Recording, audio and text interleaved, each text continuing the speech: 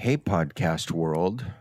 That music was a pertinent introduction. Today's episode. You know why that is, Lee Boyd? Well, I do, but why don't you let our audience know? Okay. I just want it noted that I gave you the opportunity to do it, but you passed. Oh, should I have actually said that our guest today is coming to us live from Hawaii and that he's hunkered down and staying away from the COVID-19 from Hawaii? Right. That he actually lives most of the time in New York City, but Mhm. somehow, for some reason or another, is sheltering in place in a tropical paradise. Yeah, I would imagine part of the interview today will discuss that and we'll get to know that little nugget of information about why he is there. But we wouldn't want to spoil it by talking about it up front, would we? I don't think we would. Okay. All right. Well, in that case, today we have the president, co-founder, and all-around interesting guy from Kangaroo, the home IoT company, Dhruv Garg. Yeah, I'm very excited to talk to him. I was reading through his resume and I was reading some things about him before the interview. And he's a very interesting person. He has a lot of accomplishments and he's a young man.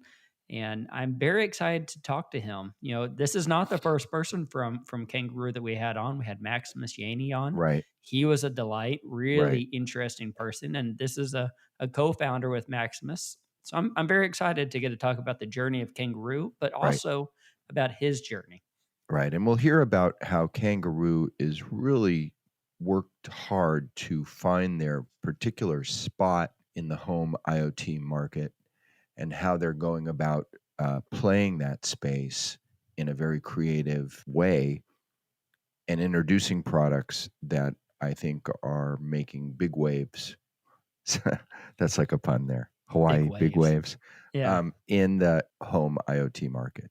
And Y- so, Yeah, and they have just announced their IoT doorbell, and they're competing against the big boys, yeah, Ring and Nest and yep, all that. And we're yep, going to get to talk about yep. how they're doing that and what their market strategy is. And why the insurance vertical is really the cornerstone of their marketing ideas. So we'll hear all about that today. So why don't we just jump in? What do you think, Lee?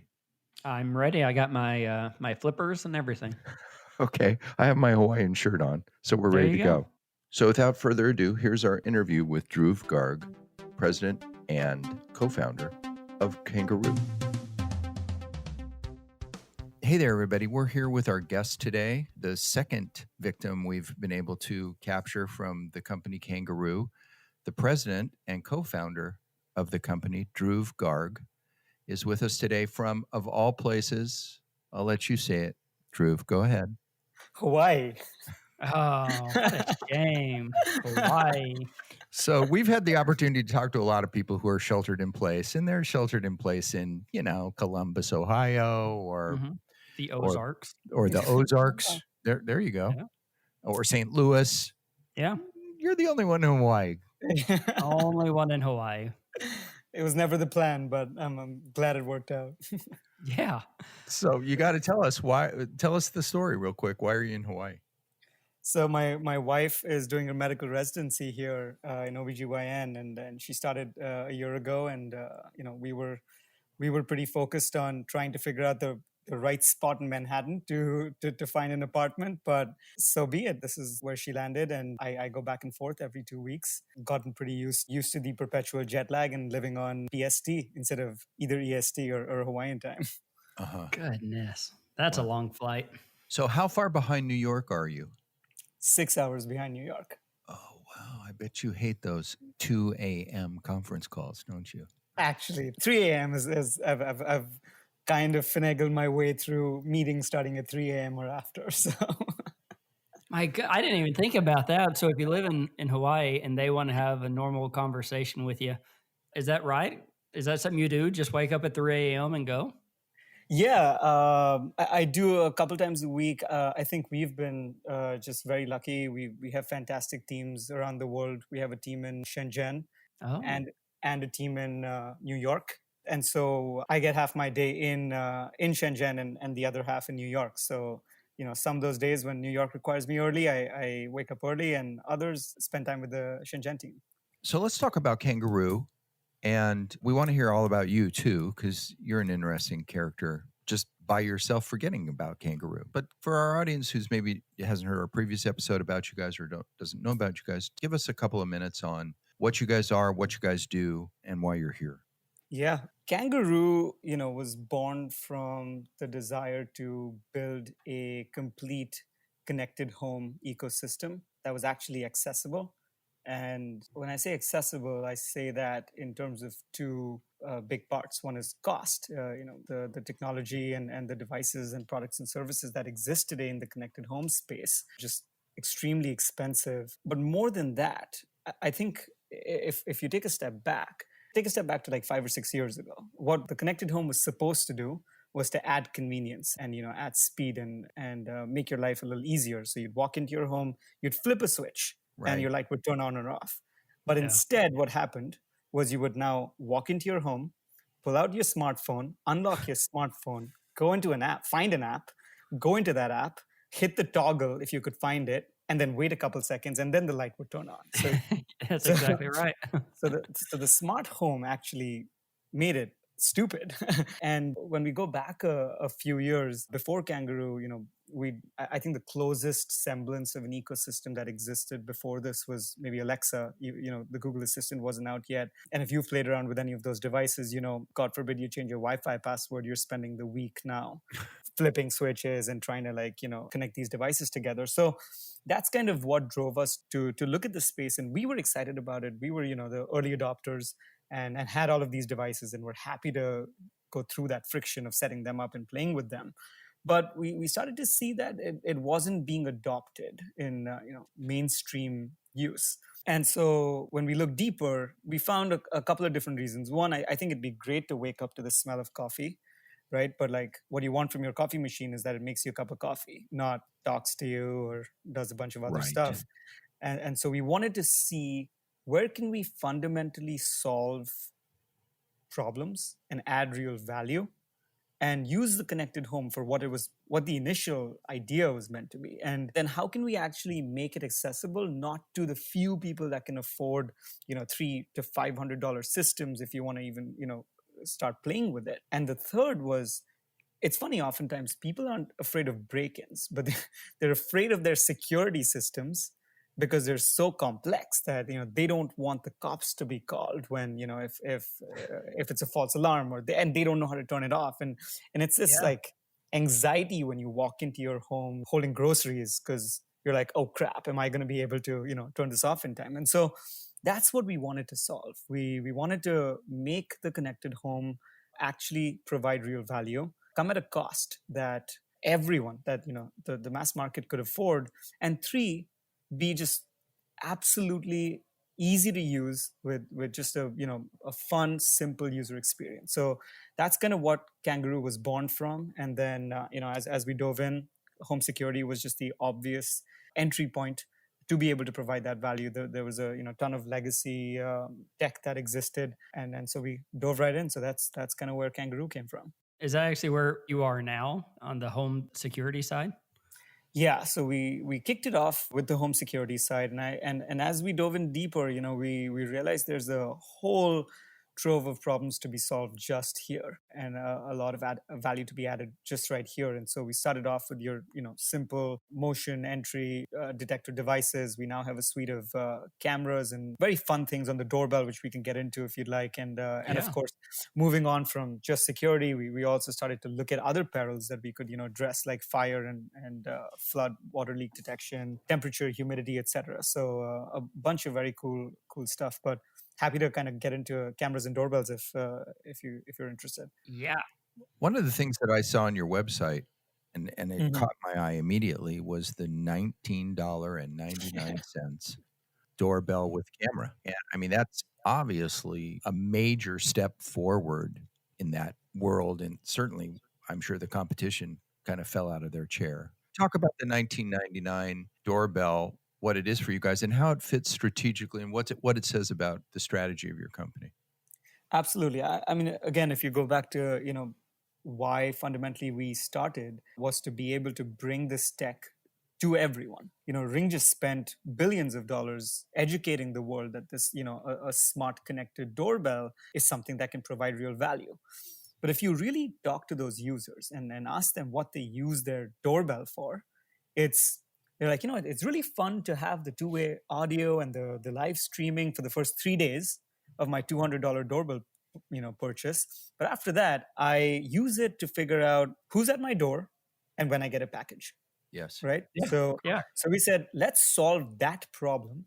Let's solve the 99% of the problem that you're actually buying this doorbell for at a tenth of the cost. That's kind of what drove the design and engineering of this product. And essentially we pared it down to the basics. We removed all the unnecessary excess, and it's a minimalist doorbell with a camera that, instead of a video, takes the Instagram style boomerangs or the GIFs.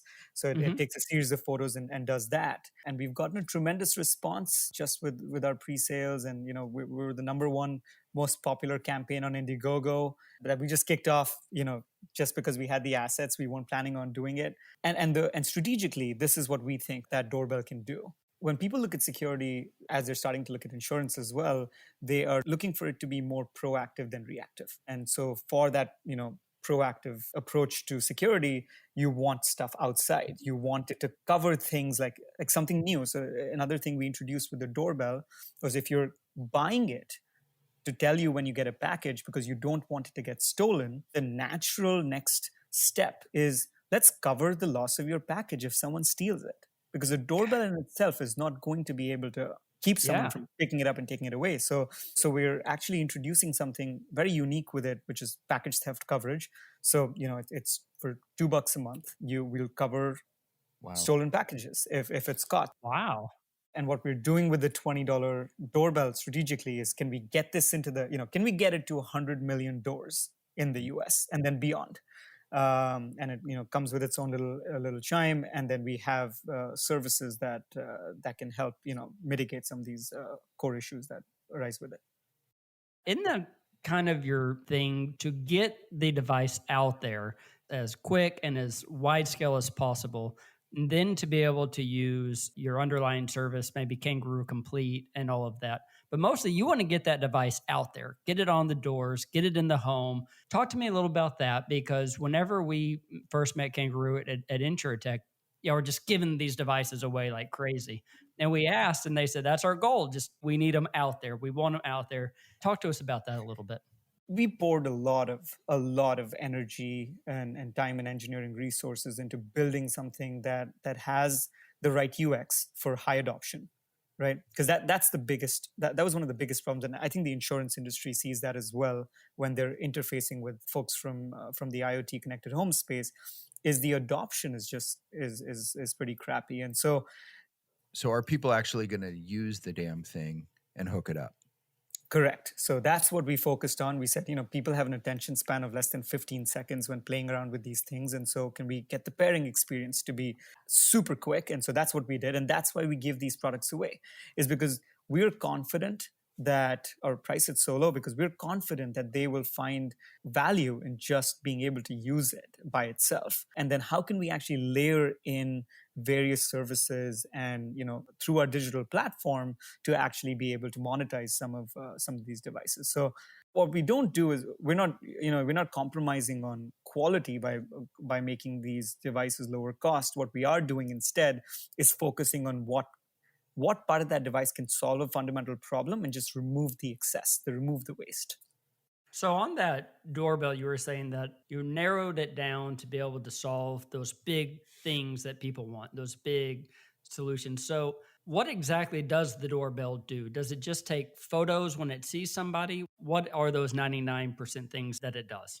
So it comes with a chime. So you can put a chime inside and the doorbell outside. So it operates like a connected doorbell, where if you press a button, the chime will ring, your phone will ring. So, you're remotely connected. So it behaves like a doorbell. But two, it also detects motion. So if someone's at your porch, at your door, now it detects motion and again lets you know. So it takes those series of photos and it sends that back to you, so you know who's at your door. But It doesn't have, two-way audio or live streaming. Those are the only two things that we kind I of see. pulled out of it. Okay. And again, works weatherproof, night vision, all of that stuff. Is it hardwired or battery operated? It's actually battery operated, and it works again with just like the rest of our suite. It uses simple AA batteries, and took a lot of work, but it'll last about a year. And that's another thing is battery operated doorbells, smart doorbells, typically last a couple months, sometimes Short life. even Yeah. a few weeks. So it's something we poured a lot of energy into.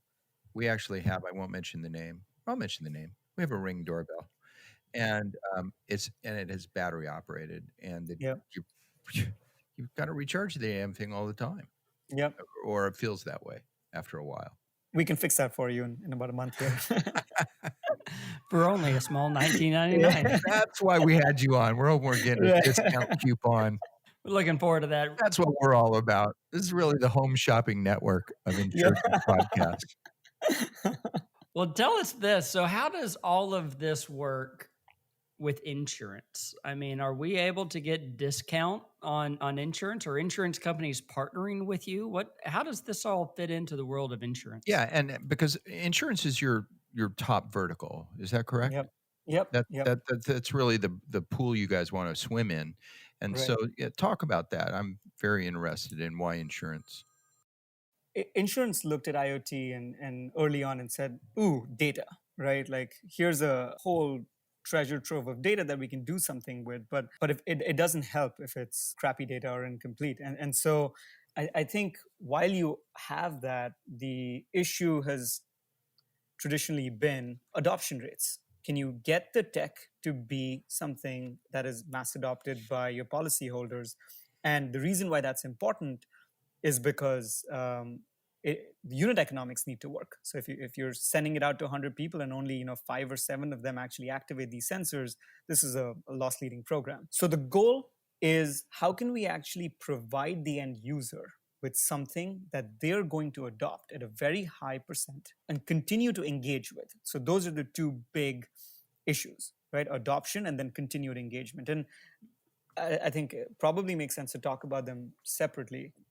Just insurance, even just being reactive, you want a high adoption rate. And so you want to be able to, while insurance companies want water sensors and leak detectors in their users' homes, users are not necessarily, they don't perceive that to be that big a threat unless they've had an event. And so that's why we've started to move towards, well, can you build a kit which it's like, can you slip in the broccoli with the pizza kind of a scenario? And so we started to do theft sensors, and that got a high adoption rate. But again, all of these sensors, when you really think about them, they're very passive. You're not necessarily, once you've installed them and played with them for a week, you're not necessarily dealing with it till something bad happens. So what can you do to continue to build engagement? And camera products are just significantly more engaging. Oh, yeah. And so that's why we built 2 different camera products. And one's the doorbell that we just talked about, right? Like, how can we, again, can we make it low cost enough where the unit economics makes sense for the insurance company? Because I don't think that the doorbell in itself is providing any, it is providing some value against, burglary, but not necessarily complete value against it. And so, but what it does do is it effectively sneaks in your broccoli, which is your water sensors and your leak detectors, into the user's home, and it's a platform that they now trust. The other thing that we built was the camera, and I think Max touched upon this previously when he was here. But we've since launched our camera, and again, same thing. We went back to first principles and said, outside of the urban pockets, why aren't people bringing cameras into their home? Because that is the most effective form of security. That's actual evidence. You're able to detect if it's a false alert or not, which is privacy. That was a huge issue. And of course, our platform and our system is built on two-factor authentication, end-to-end encryption, all of that. But users don't care about that technical jargon. What they care about is, how do they emotionally feel about, do they feel the privacy and the security with this device? And sure, so that's it's 1984. Right? Exactly. Big brother. That's right. You bring up a good point, actually. We've gotten accustomed to trading privacy, convenience, and connectivity. And it kind of sucks. We want to we're not going to be able to solve all of it, but we want to play our small part in kind of giving that privacy and that control back to the user. And so that's why we built our privacy camera, which essentially has a polymer diffused liquid crystal film on the lens of the camera.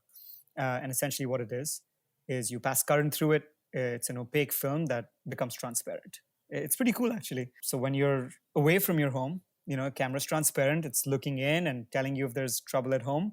And when you come back home, you disarm your system and boom, the camera goes, blank, white, opaque. The microphone turns off because it's connected to the same circuit. And now no one's listening to you. No one's watching you. And so, we hope that those two products, when brought back into the insurance context, are now products that can be highly engaging, actually solve the theft or other problems, and be part of an offering that consumers highly adopt and engage with on a very, very regular basis. But why insurance as opposed to just say straight D2C? I mean, you're offering an intriguing product. Why really funnel it through the insurance channel? Great question. I mean, we were built D2C. Insurance was not on our radar at all. It was, I think, a year and a half ago at CES where someone wrote about us, and insurance companies reached out, and we said, okay, we'll do a pilot, and we're happy to help. And as we kind of looked into it, it's a fantastic one. It's just in terms of a business model, it's a fantastic channel for us to be able to, it accomplishes what we were initially trying to do, like you saw at InsureTech, is it gets our devices out to mass market a lot faster than we would probably be able to get them out direct to consumer, because that's ultimately the goal, right? Ultimately, forget the business aside, we started off to build something that we can bring to millions and millions of people quickly. And so, and insurance allows us to kind of do that while simultaneously adding a tremendous amount of value. I mean, I see this as a filling in all the gaps of the value equation. You have, insurance on one side, providers like us on one side, and the end consumer. Yeah, you can never forget about the end consumer on one side. So it solves the problem for the end consumer along with getting them a discount. It's improving either acquisition rates or retention rates, or more effective underwriting, and hence adding to the bottom line of insurance companies, reducing severity and frequency of loss. And it's a great distribution channel for us, and exposes us to millions and millions of users out there. And like you said, it's data. Data, yeah. for the carriers. Absolutely. Which they're most interested in.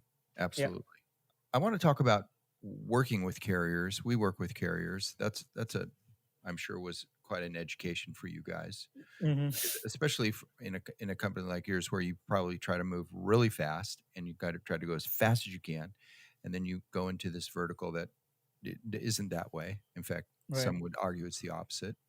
And so, how's that been? Is it all pilot driven? Talk about selling to carriers with a product like yours.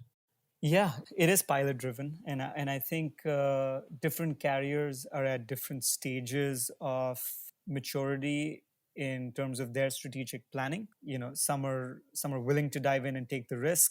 Others are slow and cautious and are looking to other players in the industry as proof of concept. But a lot of them have now they've started to build out IoT or connected home departments and teams that are evaluating various options, and there's a lot of different business models that carriers are looking at. So I think one of the more critical components before we even sell is to identify what the goal is of the carrier. And sometimes it is to educate them on what the goals could be, because they often haven't either looked into it or made up their mind yet. So like I was saying, some focus on acquisition, is how can we acquire more users faster, grow market share, and use this as a gift with purchase kind of a scenario. There are others that look to retention, either gift it to sign up for another few years, or increase engagement, which is more critical.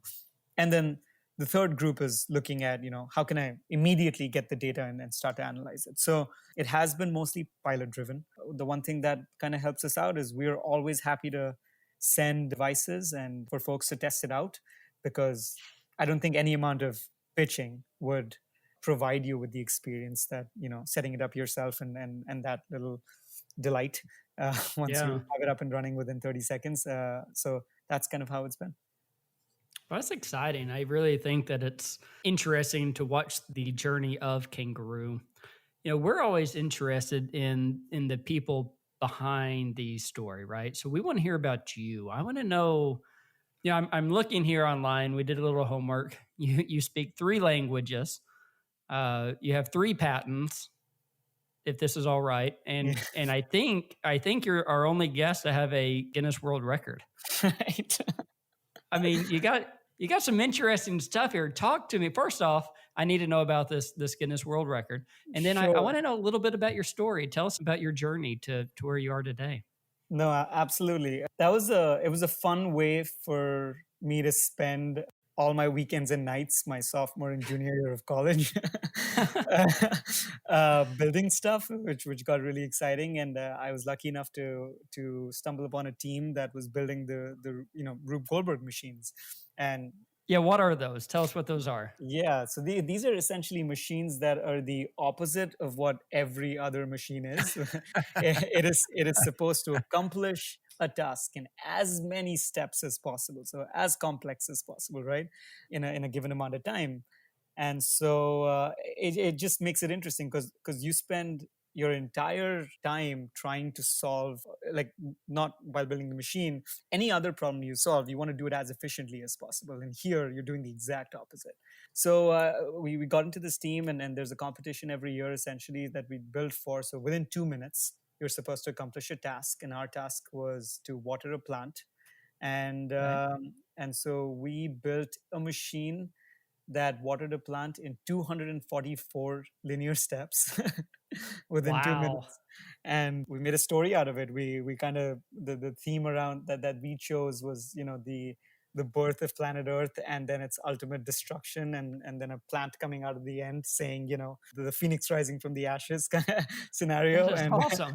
so did that, and yeah, we applied for the world record, and we actually got it. And funny enough, that team's fantastic. I'd moved on to a few other things, but they broke the record right the next year. So we held it for like a sweet 8 months before it was Yeah, broken again.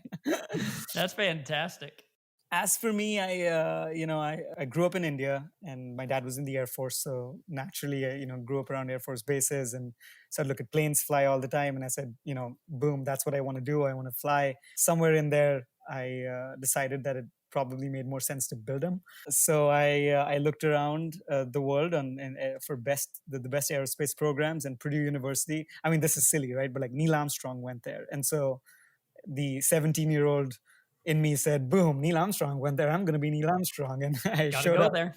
got to go there. So I watched a lot of American movies, and, saw LA and Chicago and New York. And then I landed up in the middle of nowhere, Indiana. And I Yeah. said, wait a second. This isn't like the pictures. This isn't like the movies. Right. And took to mechanical engineering, kind of pursued that path. Somewhere along there, I started tinkering with solar racing cars. I was on the Purdue solar racing team. Through that, met Max, who was out building solar-powered high-altitude drones in New Mexico. Packed up my bags one summer and showed up there, and we built a few drones and flew them and crashed them, and then built bigger ones and flew those. And ultimately, that company was acquired by Google. And that was a fun little ride.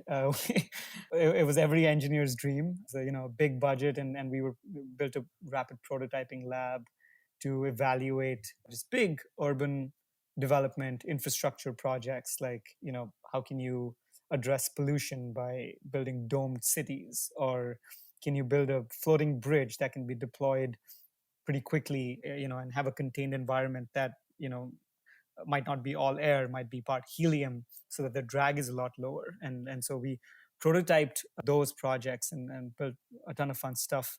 After that fun gig, we kind of turned our heads towards towards building out essentially this company that evaluated thousands of data points on online marketplaces to figure out what consumers wanted, what products consumers wanted, at what price points, and with what features. And that was just fascinating, because prior to this, we were this team, and a large part of what Kangaroo is today is the team that came from Titan Aerospace and Google, and then of course the company before that. We've been lucky enough to have folks stick with us.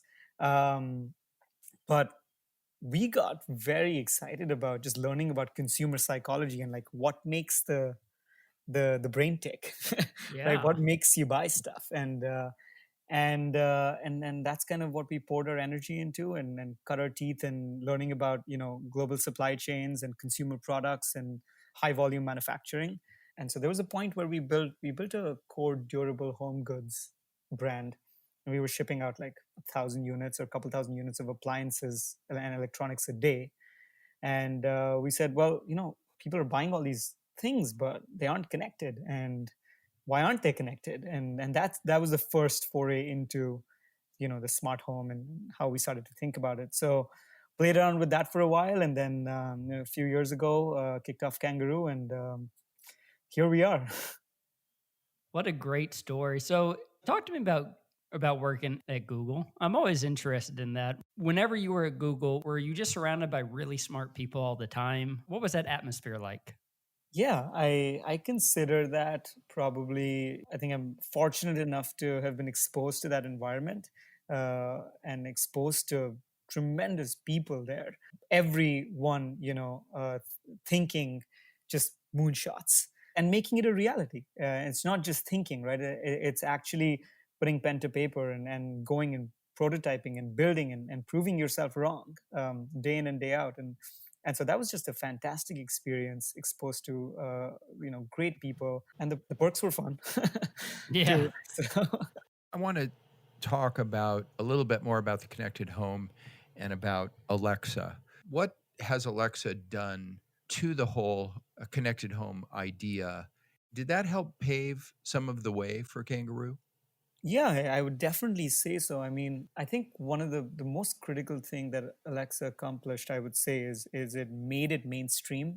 It brute forced its way into what, like 50 million households, and it's just fantastic. Folks that would have never thought to interact with smart tech, or were wary of it, now were exposed to it because Alexa did something simple. They provided a little bit of real value initially.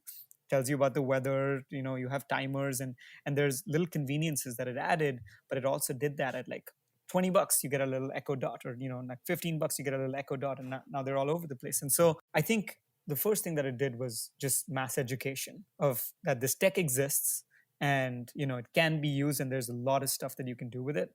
But more importantly, I think when it first came out, and it continues to be the one of the best ecosystems that pulls all these disparate connected devices together, right?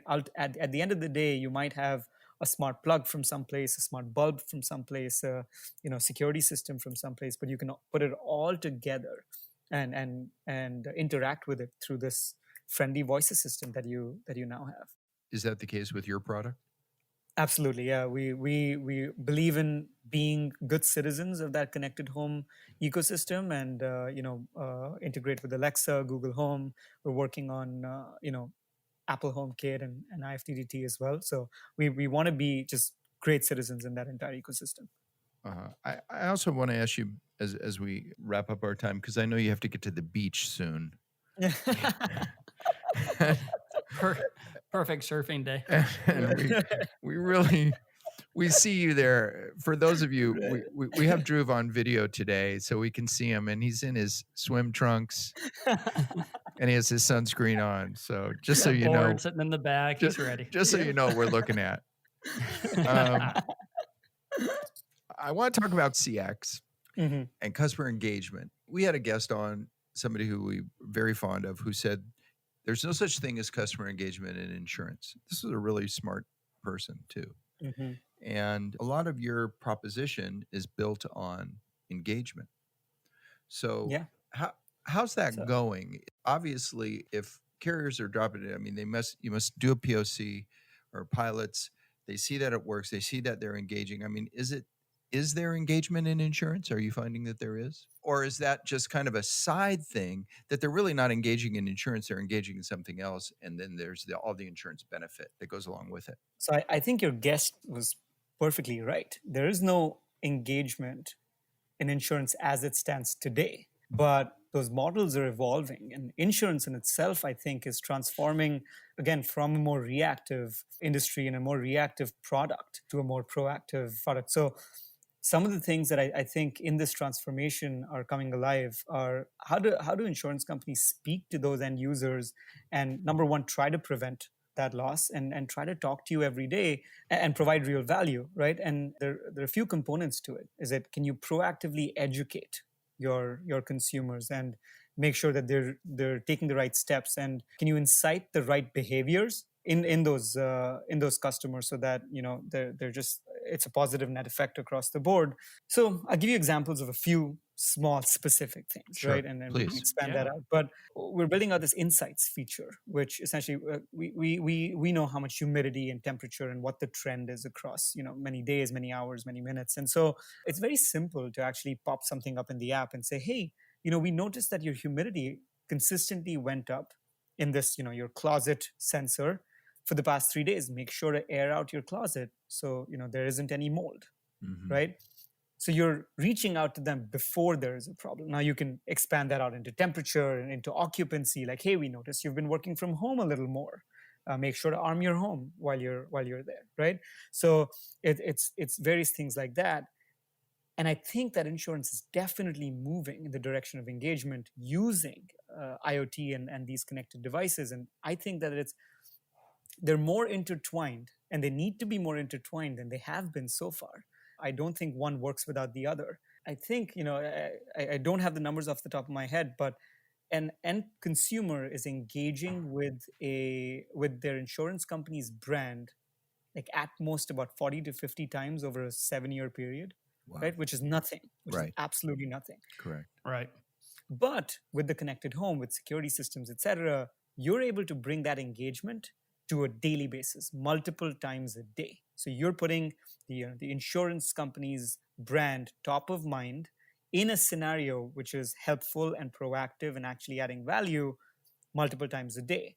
And so I think that engagement metric is transforming, and that's where IoT companies and companies like Kangaroo can actually play a major role in helping.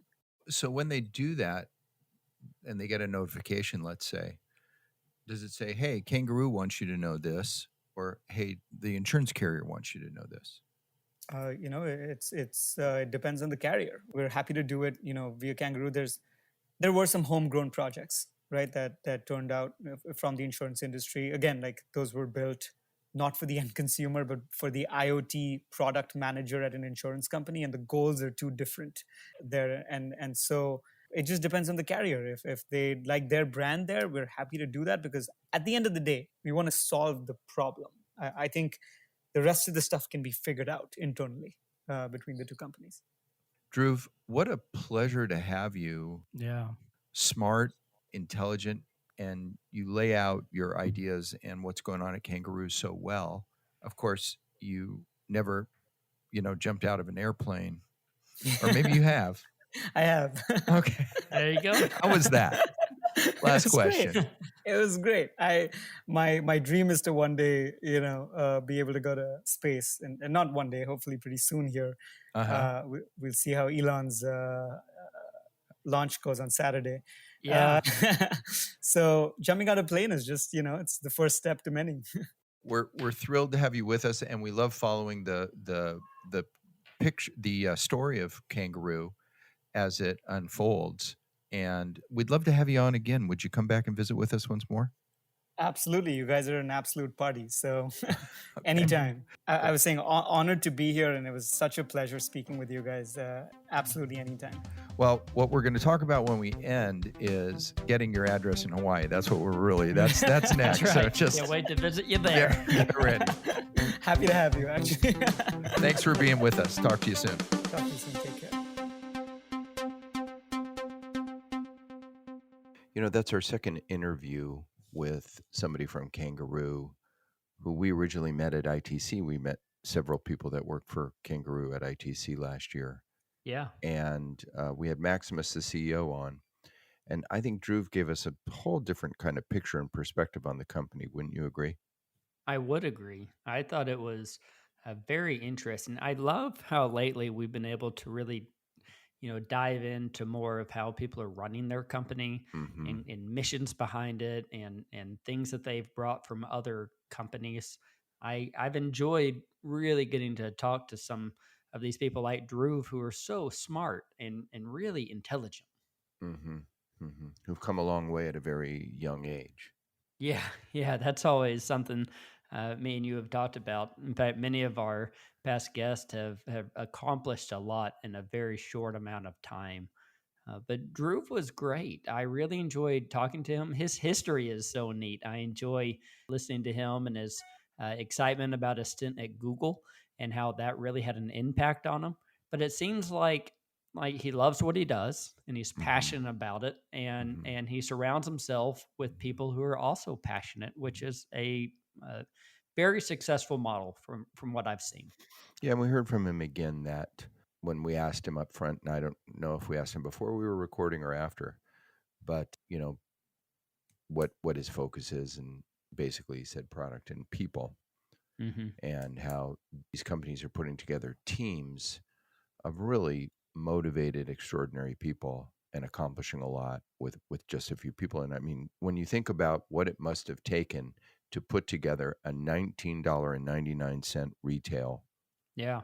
doorbell camera, that's a pretty extraordinary thing to get done quickly when you consider where the market is from a price standpoint on doorbells. Yeah, they're out there to really change the world when it comes to the smart home, the connected home. And I love what they're doing about looking at what can we do that really changes how people use these products. Not all the nifty features and all that, but really at the core, let's go out and do that real well and get big. But I think that insurance companies are going to be using them a lot in the future. And I think that they're going to get into other verticals where they're going to be very successful. But it's a neat company. Really enjoyed talking to Dhruv, and I'm excited about meeting him in person soon. Really nice of him to invite us to Hawaii. I can't To wait I to can't go wait. out there and just hang out with him at That's his right. home. It's going to be As soon as we can get comfortable getting on yeah, a plane, yeah. we'll be And then he doing also offered for the air flight. How great was that? that was even better. Yeah, that was Just kind of a really pleasant thank you, Dhruv. surprise. Yeah, yeah, FNO Hawaii, here we yeah, come. yeah. Wouldn't Well, that be wonderful? well, If any of our future guests would like to do that, we're always up for that. but here's the thing. I don't know that I want to see you in a bathing suit. Oh, I'm a good-looking man in a bathing suit. Good Okay. looking. Well, that gives me something to look forward to. Listen, we thank Dhruv so much for being with us, and thanks to Vanessa at Kangaroo for making all of this happen. It wouldn't have happened without her. And we're thrilled to have the opportunity to tell their story and to be part of what's going on at Kangaroo. And so we thank them for making the whole thing happen. And we thank you for being with us and for being part of our journey that we're going through on this podcast. And so we'll say Goodbye, everybody.